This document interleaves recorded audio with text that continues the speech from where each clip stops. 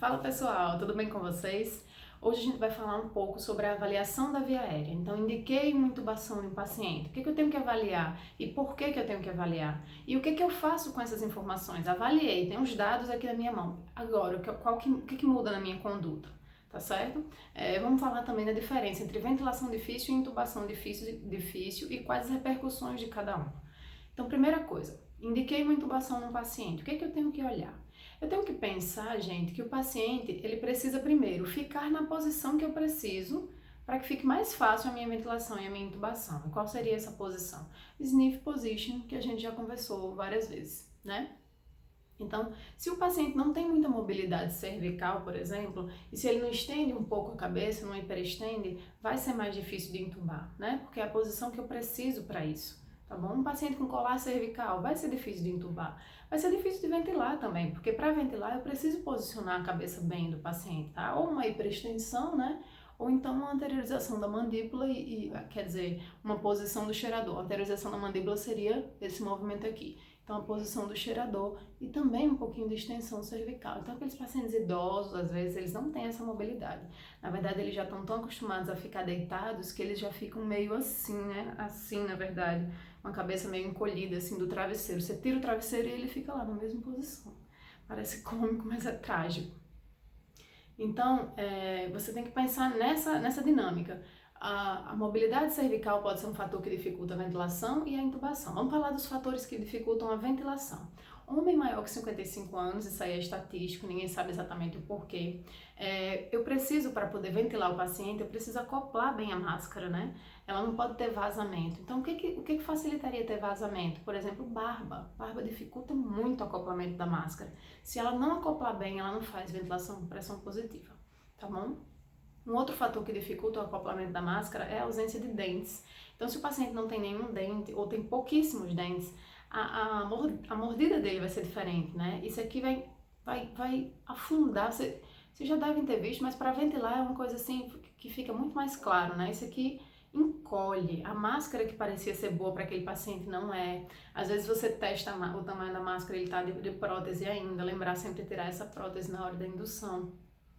Então, é um acoplamento mais complicado. Geralmente são pacientes que têm pouca gordura aqui na região da bochecha, né? Então, o acoplamento da máscara fica mais difícil. O que mais? Eu até anotei aqui para não esquecer de nada, tá, gente? O malampate é importantíssimo. O malampate 3 ou 4 vai indicar uma ventilação mais difícil.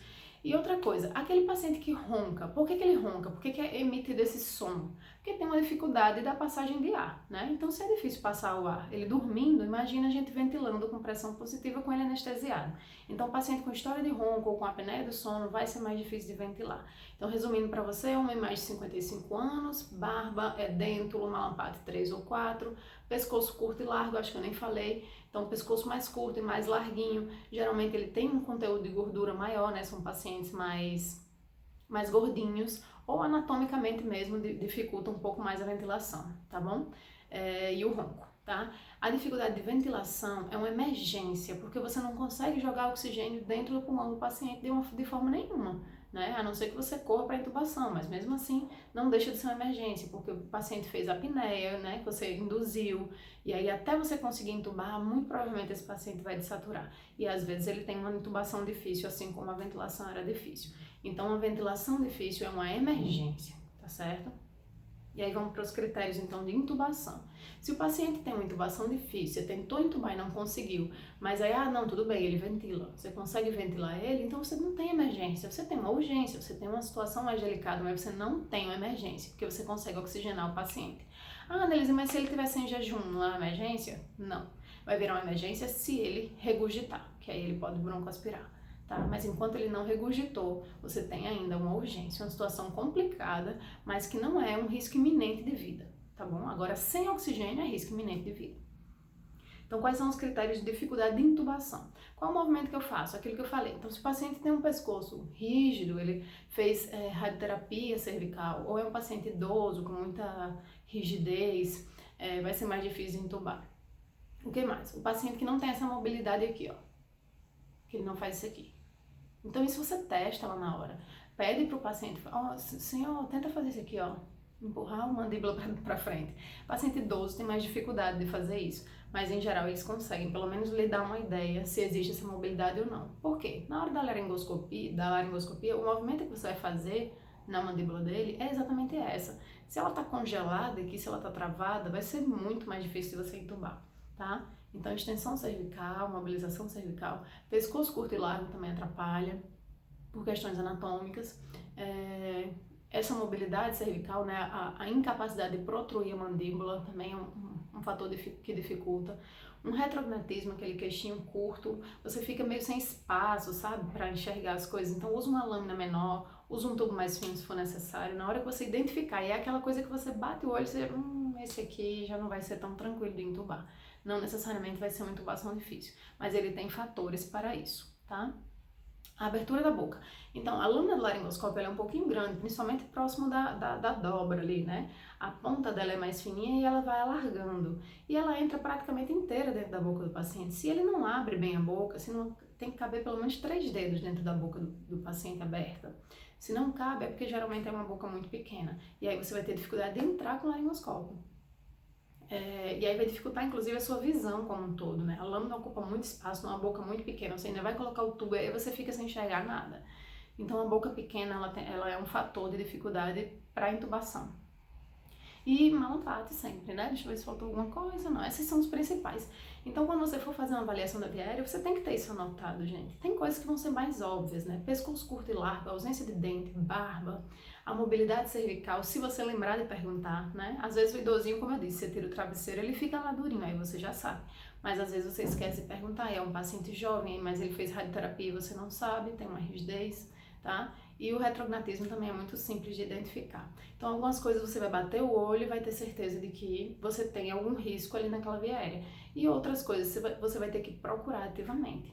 Então, é bom você ter um checklist, você anotar direitinho para quando você precisar entubar esse paciente ou abordar essa via aérea, você saber como se precaver. E aí tem pelo menos 2 fatores que indicam dificuldade de ventilação ou de intubação. Então, eu vou ter que me preparar para isso, né? O que pode facilitar a minha ventilação? Se é um paciente com ventilação difícil, uma Guedel, uma máscara laríngea. Ah, Melissa, mas não tem no meu serviço máscara laríngea. Compre a sua e guarde na sua bolsa. E aí ela tem, de adulto, ela tem 2 tamanhos diferentes, a 3 e a 4 geralmente, né? Dependendo da marca. Então, compra 2. Se você costuma atender criança, vai ter que comprar as infantis também. Se você tiver uma dificuldade de ventilação, de intubação nesses pacientes e não tiver recurso nenhum para lhe ajudar, vai ser muito complicado para você.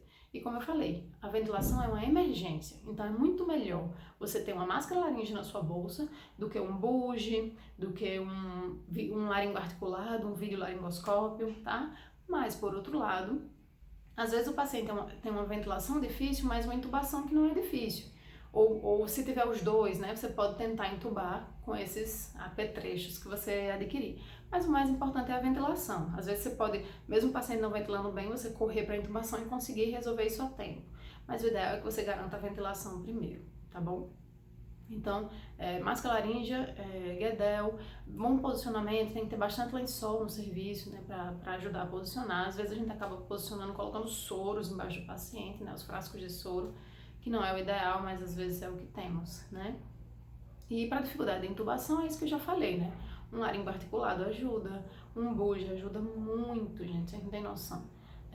Fio guia ajuda também, às vezes você tá vendo só a pontinha ali da glote, e se você tiver um guia para deixar o seu tubo mais rígido, você consegue direcionar para onde você quer, então já ajuda também. E fio guia geralmente tem nos serviços, né? E videolaringoscópio. É isso, esses são os recursos principais que você pode usar, existem outros, mas esses são os principais, tá? Se você tiver uma máscara laríngea com você e no seu serviço tiver pelo menos Guedel, você já está praticamente garantido em ventilação. Vai ter paciente que a máscara laríngea não acopla bem e não ventila, sempre existe essa possibilidade.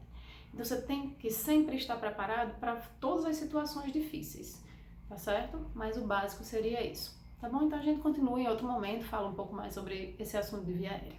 Até mais e bons estudos!